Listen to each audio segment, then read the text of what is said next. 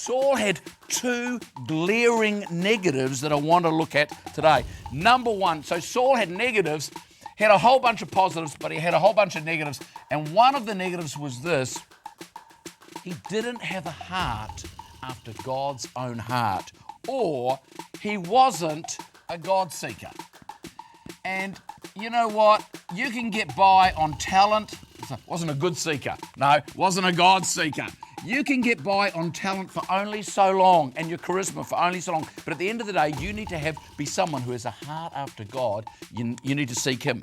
And so in 1 Samuel 13 and verse 14, Saul failed a crucial test where he operated not just as king, he decided he wanted to be a priest as well, and he offered a sacrifice that he wasn't permitted to offer.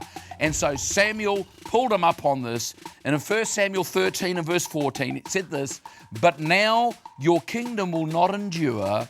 The Lord has sought out a man after his own heart and appointed him as leader of his people, because you have not kept the Lord's command."